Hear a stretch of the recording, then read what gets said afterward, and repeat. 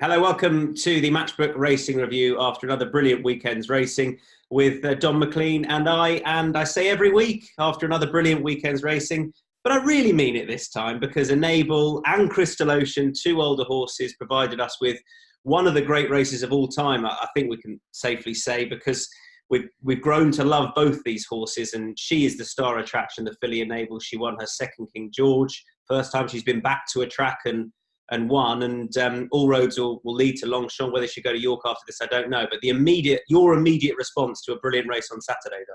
Yeah, look, it was a fantastic race, Tom. Obviously, I suppose it's difficult when a race has just happened to know where it fits into the pantheon of great races of all time. But I'm sure that will become apparent with the passage of time, and you have to suspect it's very, very high. And it's happened in the same race that the famous Bustino Grundy race happened, and also Galileo Fantastic Light. So yeah, look, there's something, as you said there's something about two older horses going toe-to-toe for the length of the home straight at Ascot. And because it ebbed and flowed so much, because it looked like Enable was coming to get Crystal Ocean, and it looked like maybe she headed him. He was in front, obviously. She headed him, and then it looked like he might have got back. Even James Doyle says he thought he got back in front. He wasn't sure. And then she was just stronger inside the final, I suppose, 200, 150 yards. And there was so much went before that as well, because she was drawn wide. He was drawn wide as well. He got a better early position than she did. Frankie Dettori took her back in order that she wouldn't be too wide, but she was therefore, you forsake race position for track position, I guess, for being, she was 2 off the rails instead of 3 off the rail, but she was further back than I did. She had to make her ground to get up to challenge Crystal Ocean, and she did. And from there, it was just as you said, two top class older horses going at each other, and fantastic race between the pair of them. And the fact that it's Enable and she's unbeaten in a couple of years, the fact that it was Frankie Dettori, the fact that Crystal Ocean is that improving Sir Michael Stout older horse. There's so much in there, and it had all the ingredients to make it a brilliant race. Couple of things to pick out afterwards. You mentioned Frankie. I've never seen him so almost unanimated in an interview afterwards, emotionally drained, and I think he had a cold as well. But I think there's something in that. I think it was a test for him as much as it was Enable. For all, he only gave her one tap behind, and otherwise was just showing her the whip just to keep her moving. She was balanced and she was giving everything, so he didn't need to. But I think also it was interesting. There's a video on Ascot's Twitter feed. Somebody obviously stood with a phone that works for Ascot, works for them, and was stood next to John Gosden, filming them as they crossed the line. And John Gosden says to whoever is with, he was saving her. He was saving her. He says it twice. I thought that was interesting, that he'd obviously noticed that he hadn't perhaps gone for everything. Now, I don't know if he was saying that with a view to the future, but there is this impression that this year is all about the Arc, and quite rightly, because she's bidding to do what no other horse has done before. That I think Trev was the first to try. I might be wrong on that, but she didn't quite manage it and win 3 Prix de l'Arc de Triomphe. But I think that can cast a bit of doubt in our mind whether she will definitely go to York now as well. They will do whatever they feel is right to make sure she is spot on for Longchamp in October. Yeah, there's so much in all you just said there. Frankie Dettori, we know he's brilliant. Even when he was in the doldrums, he's still a brilliant jockey, and he's obviously riding probably better than he's ever ridden, and with so much confidence. And there's been a lot of talk about the whip recently, including at Royal Ascot.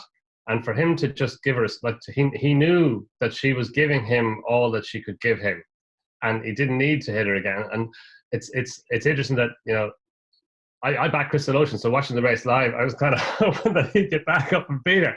But that is not allowed, Don. No, I know, it's terrible. Pocket is not allowed to talk over the romance. No, and after, once it's done, then afterwards, then you can appreciate the quality of A, the race, and B, the performance that Enable put up. But watching it again, she always had him. Watching it live, I thought he could have beaten her. But watching it again, she always had him. Through the final furlong, she had him. And Frankie Dettori obviously knew that.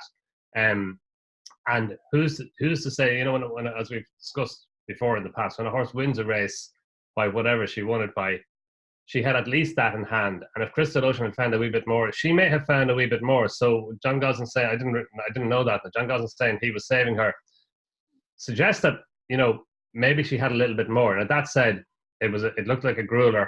It wouldn't be at all surprising if she skipped her. And listen to John Gosden afterwards, or even yesterday, look on Sunday, you kind of feel that maybe he's angling towards going straight there now, because the King George has not been a good race in past history. It hasn't been a good race for the Arc. That's rectified now. But if she did have, and look, of course she had a hard race, you wouldn't be at all surprised to see her skip York, skip everything, and go straight to the Arc, would you? Well, I think the most before Enable, of course, when she did it that season, didn't she? She went on and won the Arc. But then Tagruda was beaten miraculously at York after winning her King George, and then went on to be beaten in the Arc. But I think we've also got to, that there is the Juddmonte factor, and there will be those at that operation where if it was written in the stars, she'd go and win the Juddmonte because of who owns that. But I wonder how that'll come to pass. My gut feeling at this moment in time is that she will not go to York, but that is, I don't really have a say in it. So we'll just see. But I don't know. And they have other options. Like Juddmonte they've obviously got Sangaris and other options for the Juddmonte. John Gosden has about 17 fillies he could run in the Yorkshire Oaks. So, they're not that should be an influencing factor in where Enable should go, as you say. And, the whole reason for keeping her in training, you suspect, was to go and make history and win another Arc. And everything that she's done, which is why, she was so good in the Eclipse, which was her first step into the season that was going to bring her to the Arc. Then next race was obviously Saturday's race. And if the Arc is her expressed goal, to the exclusion of everything else, anything she can pick up on the way is a bonus. You'd think that in order to maximize her chance of winning the Arc, like, as you say, John Gosden's going to do whatever is the right thing, but he's going to do whatever is the best thing that he needs to do in order to get her to Longchamp in October at Concert Pitch. And if that means not running again, obviously that's what he's going to do. I'm going to throw, just before we move on to Goodwood and Galway, 3 things out there, and you don't have to respond to all of them, not necessarily, but just 3 more points about the race. One was, we knew that Ballydoyle were going to try and do something, and it probably didn't help Enable initially that she had a few of them drawn on her inside, and it was part of how they were ridden that meant that she didn't get the posse she very early on wanted to get, and Frankie wasn't able to get the posse he wanted to get. But we know that's how they operate, and it's been the case in the past. They've won guineas, looking at their runners in the race and really maximising their chance of winning the race. It didn't come to pass here. They all wore cheek pieces, 3 of them for the first time. Has to be interesting.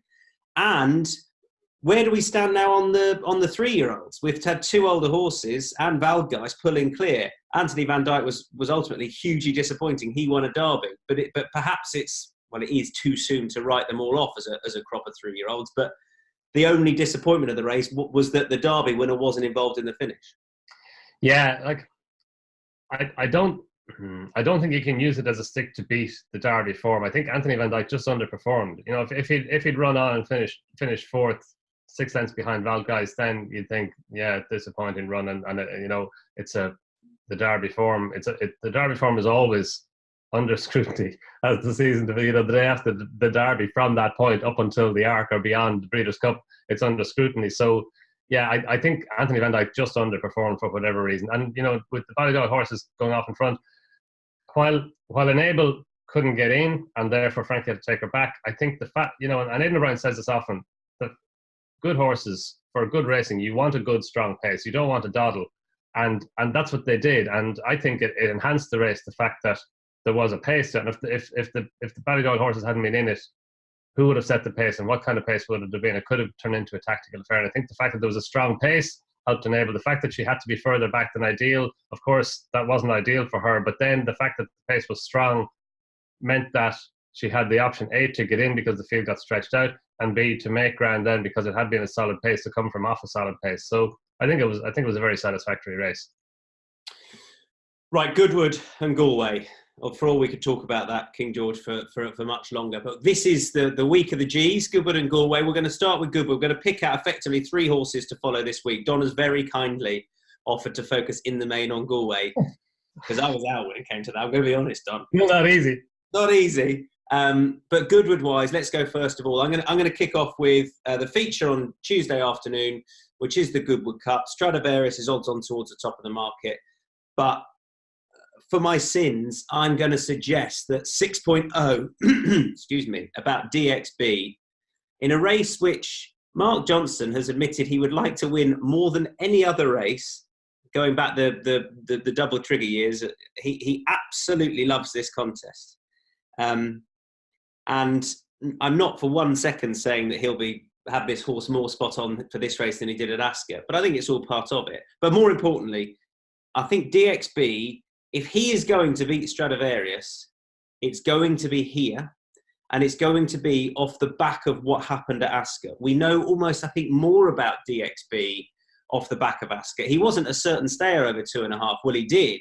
If anything, he was done for toe by Stradivarius.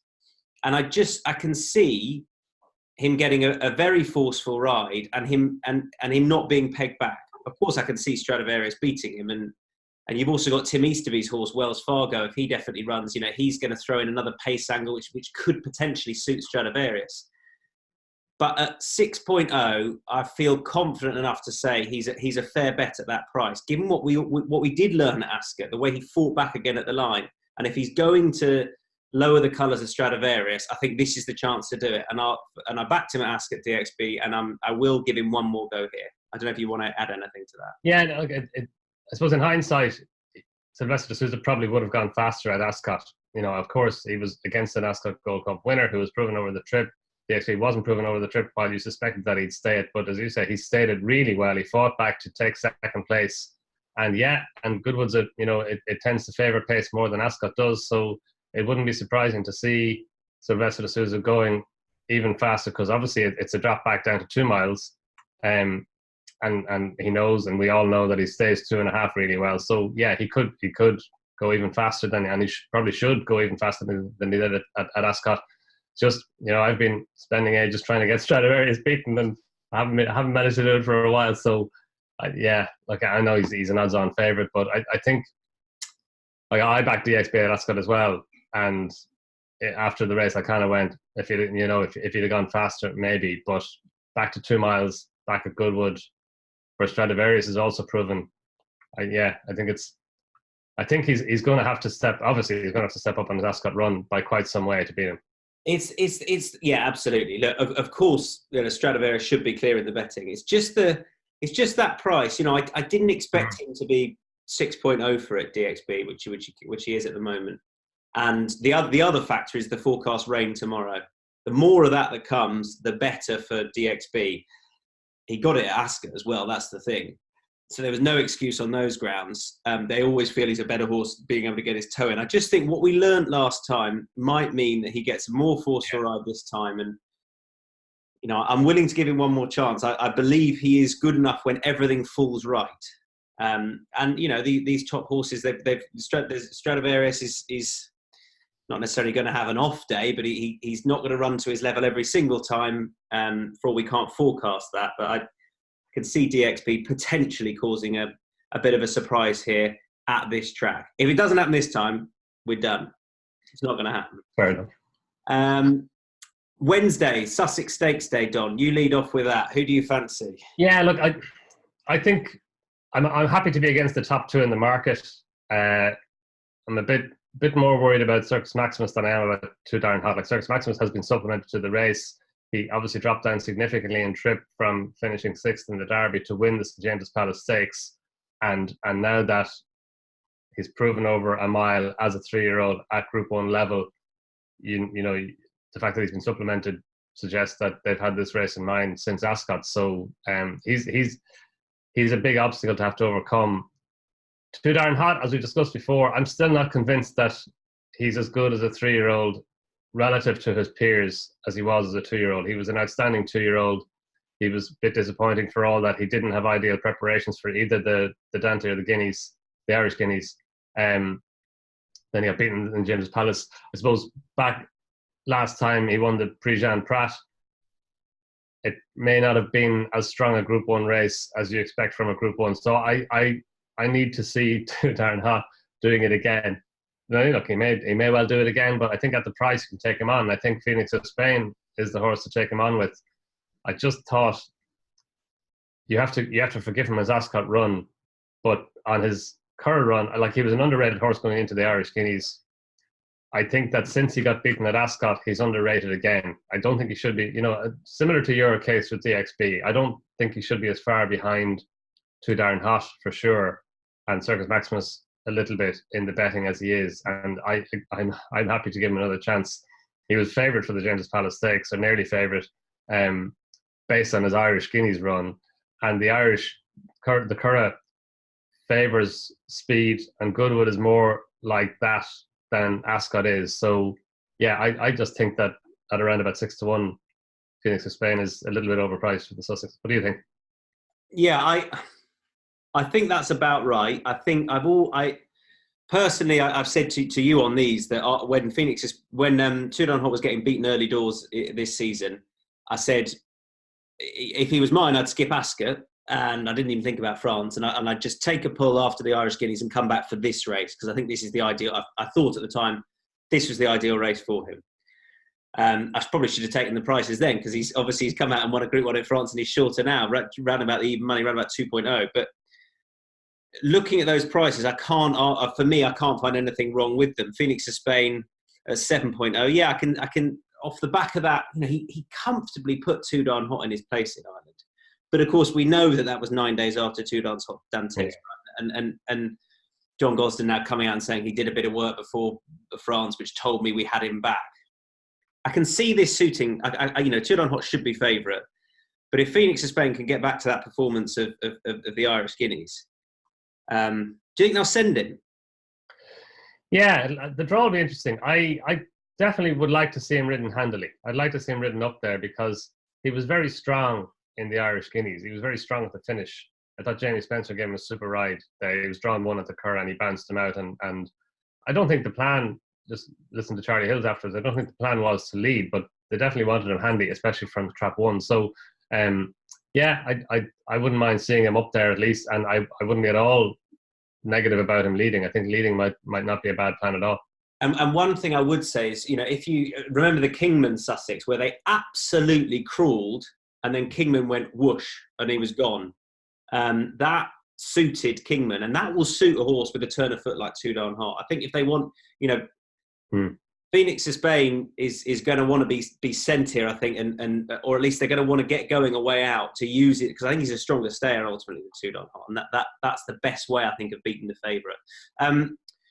Later on in the week, we've got Maxad I wanted to talk about. I've talked at length to you, I think, about Maxad. I put her up for the Oaks. She didn't stay. She swerved all engagements afterwards. There was talk of Ascot. They skipped that, the Coronation. I think if there's a race that's ideal for her, it's this 10 furlongs. And I really like her. I've got to keep the faith with her, Maxad, in the Nassau on... Is it on Thursday, that race now? Yes, Thursday. And she travelled so well at Epsom. But the trouble was, she was when she found so little off the bridle that she almost wouldn't have won it if that race was 10 furlongs. But she didn't half travel in amongst some very good fillies. We know how good she was at Newmarket, and for all that form hasn't worked out ideally, she was so impressive on the day that I'm convinced that she can win a Group 1 over this trip. And I do think that this track will be ideal. I think she's going to win it. This is the one for her, and she's around about 8.0, which I think is absolutely fair enough. The Guineas winner, if she turns up, Hermosa, is, you could equally argue that this could be ideal for her, and she might well be one to go forward. But I'm keeping the faith with Maxad here, back in trip. I've talked at length about her to you, and I'm a huge fan. Feel free to add something to that, Don. Yeah, it's the race for her, isn't it? Like, back to 10 furlongs, a pretty poly trip. As you said, like, those 2 runs were so impressive. And again, Epsom, while she travelled, or while you said, she probably wouldn't have won over 10 furlongs that day, but she travelled so well. Epsom may not have suited her. Yeah, back at Goodwood, or back over 10 furlongs on a more for all that Goodwood is not wholly a conventional track, it's more conventional than Epsom. And yeah, look, I completely take your point. We were doing some paddocks with Ruby Walsh on Racing TV that day, and I said I really fancy this filly, and Ruby just casually just looked at her as she walked past in the paddock for the Oaks and went, "Won't stay." So I then got my back out. I was like, "She will," and he looked at her again. He went, "Won't," and I went, "She will," and that was it. After the race, he just came up and he went, All right. And Ruby was equally adamant that Mad Moon would stay. It was. And so exactly the same thing happened the following day. So I knew he fancied Mad Moon, walked past, and I looked at him and I went, won't stay. And he went, he will. I was like, damn it, Ruby. But he was adamant he wouldn't. Yeah. About both of those, both the shake hand and horses. Yeah, and he was right about both. Surprise, surprise. But just looking at them, and I see what he means. Physically, she looks like she'll have a bit of speed, and she does. I think she'll be fine over 10. Last one I'm going to mention is it's a one away out when we don't know the draw. But Beat Le Bon is a horse I've been positive about all year. He's finally come good. He steps up in trip. He's a 3-year-old. This is in the big mile handicap.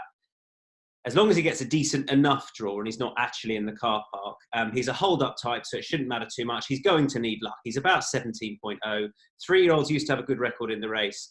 He's got his penalty, which gets him into this. He might have got in without it, actually, but he's at 104 now, so he should be fine to get in. He's 25th on the list, so needs 5 to come out. The last 3-year-old to win it was trained by Richard Hammond Sr., was Wentworth, and I like him. I think he's going to... With a half-decent draw, he doesn't go off 17.0, and Pat Dobbs is already jocked up, so I think that's positive. And on a line with that, I just want to mention the nursery on Thursday. Keep an eye on this Willer, also for Richard Hannon. Richard Hannon has got 4 in the race in this 4:10, the nursery on Thursday. They won it with a subsequent Guineas winner a few years ago. I'm not saying Willer is going to be that. If she doesn't run, keep an eye on what he does run, because they've got a very good record in it, so they clearly like to win it. It's a 25 grand nursery, and I think Willer might be better than her current mark of 70 odd. But as I would say, there's 2 horses that carry those same colours in the race. So if she doesn't go, keep an eye on what does. That's the 4:10, the nursery on Thursday, if you want one for a bit of fun out of left field. Donn, Galway. Left field. I'm going on mute. Like always, it's a brilliant meeting. Looking forward to the whole week, really. But yeah, just a couple of horses to mention. Shanning in the Galway hurdle. She has to step up on what she's done, but she's very likely race filly or mare. Willie Mullins trains for Supreme Racing Club. She's been sent off at a short price in all her races, really. But last time she was very good in winning over 2.5 miles of Killarney in a mare's hurdle, beating her stable companion Brava Laguna. She was getting plenty away from Brava Laguna that day, but she beat her. Brava Laguna she's a good mare. She won at the Punchestown Festival last year, and she won a beginner's listed chase. So, Shanning, the fact that she beat her as well as she did, she made a bit of a mistake at the final flight, but she then, when David Mullins asked her to pick up after that, she just won like she had loads in hand. And she's off a mark of 136, which she's only 6. She's run 7 times over hurdles. She's got the potential to progress beyond that. And crucially, she's got Galway form. She won a novice hurdle there October last year. And then at last year's festival, she ran really well in a 3 mile 7 handicap hurdle to finish 3rd. So we know she handles the track.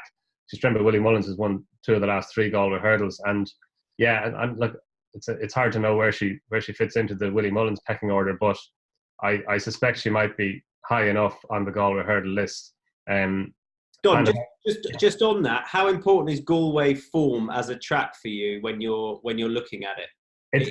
Because quite often when Cheltenham comes around, we look at festival form, not just track form. But are you similar when it comes to Galway? Yeah, look, it's like that. Galway festival form is better than Galway form, but Galway form is very important, and for me anyway. And it's an unusual track in that it's quite tight, but it's also quite stiff. Like the pull from the final fence there around the home turn and up the hill to the line or on the chain. And we did a course walk with Fran Berry there last week. We'll be showing on Racing TV now during the week. But it's very interesting standing down there and seeing where the course comes, because the hurdles track, it's inside and it's a lot tighter and therefore not as stiff. The chase track, and there's a hurdle in the home straight, just about in the home straight. The chase track, you jump the 2 fences in the dip, and then it's wide, so you're actually going wider and therefore more up the hill than on the hurdles track. So, so it's an unusual track, kind of tight and turning, but also quite stiff, very stiff, and so a proven ability to act at the track. And ideally under Galway festival conditions, that's a massive positive. And it's one of, course form is important wherever you go, but there are some tracks at which I think course form is more important than others. And Cheltenham has won, Ascot's won, York has won, Galway's won. It's in there among those tracks, I think. Yeah, and Goodwood's won as well, Yeah. which we've already done. So that's Shanning in the Galway hurdle. And we don't know what's definitely going to turn up or not at Galway, but you were saying to me before we started recording that you know one that is very likely in the Latin Quarter. Yeah, 0-10. Emmett Mullins trains him. Emmett Mullins, he's got a small enough team of horses going to Galway, but I think they're all worth a look. And he won this race last year with St Stephen's Green, who also goes there. St Stephen's Green hasn't probably been in great form recently, but if he comes back to his Galway form, then he's got a chance wherever he goes. But 0-10, look, there are 20 odd entries in the race, so we don't know what's going to run, and we don't know what the market's going to be. But I hope he's not too high up it, or I hope he's not too short. But he's just sticking out a bit. He's a classy hurdler. He hasn't run over fences yet, but St Stephen's Green hadn't run over fences before. He won at the beginning of this race last year for Emmett Mullins and the Mee family, who love having winners at Galway. So you suspect 0-10 will have been primed for this. He won the big Red Mills final at Punchestown last season, last May. And he would have had lots of options at Galway over hurdles, but it's interesting, I think, that Emmett Mullins and the Mee family want him to run in the beginner's chase, the one that they won last year with St Stephen's. So there are plenty of good pointers, and reportedly he's schooled well. So he's interesting. And then the Galway Plate, it's going to be very difficult to see, to figure that out. I think Snugsbury Benny is interesting. He's probably a wee bit more exposed than most, but he won the Galway Blazers last year. Liam Cusack, very, very good trainer. He finished fourth in the Irish National over 3 miles 5, a trip that probably stretched him back over 2 miles 6.5, which the Plate is, given that he's got form again at the track over the distance. Dennis O'Regan rides him, and he suits the horse really well. He's a horse who likes to be, just ridden quietly cold, and Dennis O'Regan's a master at that. So I think he's worth a second look, yeah. Great stuff. I don't know on that course I don't know how the ground staff get that track ready for so many days of racing across both codes. It is a phenomenal effort. Absolutely. It really is, because it's A, as you say, they've got 7 days of it. B, you've got hurdles, chases, and flat racing. So and C, they don't have that much ground to work. At Punchestown, they've got all the expanses, and Cheltenham, well, maybe Cheltenham not as much, but. And like Punchestown do a fantastic job as well, but for Galway, so much racing on such a tight track, yeah, and to cater for all codes. But they do it every year. They do it, and they start a bit later as well than Goodwood, so you can just have basically an absolute feast of racing all week. So enjoy. Donn, thanks very much indeed for joining me for that Matchbook Racing review. We'll be back again next week, of course, reviewing all of our Goodwood Galway winners. Naturally, look out for all the previews that are coming your way with Matchbook this week for Goodwood and Galway. We'll be back, of course, every day, but also at the end of the week when we look ahead to what's going to be a busy Saturday from around the grounds. So that's it for this week's Matchbook Racing review. Bye for now.